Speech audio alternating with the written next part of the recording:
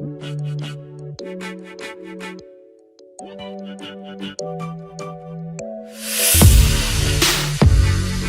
are trying to migrate from long to CLOB because long is deprecated, but after doing so, our queries have all sorts of performance issues. Can you help?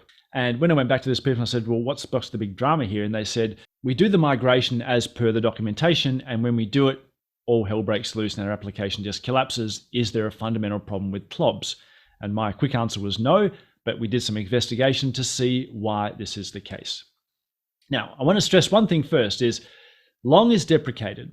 I'm glad the person put it this way because there's a lot of fear out there that people think that long is de-supported.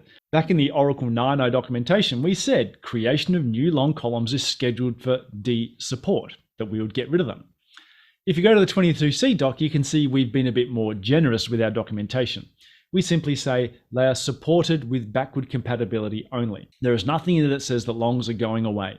So if you do have longs, we prefer you to move to CLOBs because of all the benefits that come with CLOBs. However, not being forced to. They're not going to disappear anytime soon. Having said that, try not to use longs because there's all sorts of limitations which we'll explore in a second. I want to explore some limitations, but also we want to talk about, well, why would converting from long to CLOB create performance problems for you? That seems a strange result. Let's explore why with a demo. So I'm going to create a table here called with a single 2 columns, ID, integer, and big col, which is a long column. It's some historical application I've built and I've been using longs. I can insert data into it, no problem. So tick in the box there for a long column, you can at least insert into them. There's my data, right? As you can see, population works fairly easily. But here's a list of some of the reasons why you don't want to be using longs, just in case you had the inclination to do so. Try to do a create table of select. No, you can't do that. So maybe I'll just create a second table and use insert select. You can't do that either. But the moment you're dealing with longs, life gets tricky and annoying easily. What if I want to add a second column, which is a long? You can't do that. There's a whole stack of things you can't do with long columns, which is why we don't want you to use them. Hopefully that reinforces that message. Ideally, this is the way we want to do it. One of the nice things that came in when we introduced CLOBs, we said, if you've got longs, just do alter table T, modify the big column, make it a CLOB, and the job is done. So the conversion is easy. And there we go, select star from T, that works just fine. And you can see that create table of select works once you have CLOBs as well. That's a quick demo of why you want to use CLOBs, not longs, or blobs and not long raws. To explore why the performance issues might be challenging, or why you might need to take care with performance issues when it comes to converting from long to CLOB. Well, as we saw, you can't do create table of select with a long, you can't do insert select. I need some way of populating a table with lots of long data so we can explore this option. Well, DBA views is a database dictionary view. It's got lots of rows in it and it's got some long columns. So we can do that. So I'll drop my table called T. I'm going to create a table called T, which just has a subset of those columns. The text is long.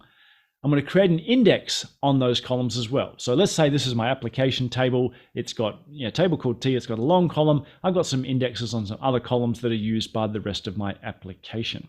Obviously, I can't do insert into T select from DBA views because it's got a long in there. That's a pain. How am I going to get the data in there? We can use a classic old thing that was in SQL+ literally 3 decades ago.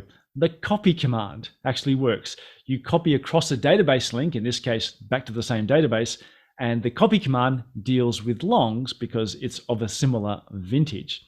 So I've copied from this DBA's view table into my table and put 8,500 rows into my table that has a long column. Gather some table stats. Let's do trace only explain and see what my application currently looks like. Let's say this is my application. It queries the T table, which has a long column, but I'm not interested in the long column. I'm simply looking at the view name or the text length.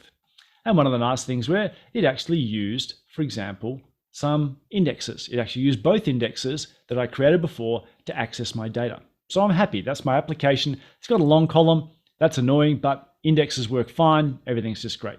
I now said, let's take the jump. I'm sick of all the limitations of long. I'm going to convert that to a CLOB, and my application now is using more modern data types. I'm thrilled, give myself a high five. Let's now rerun my application. And I'm suddenly doing table access full for that same query. And this is what the person was encountering when they asked this question. They said, our queries have all gone terribly the moment we changed to a CLOB. So what's happened? The two indexes on this table have become unusable. Now I didn't touch them. All I did was change the long column to become a CLOB, and my indexes are now broken.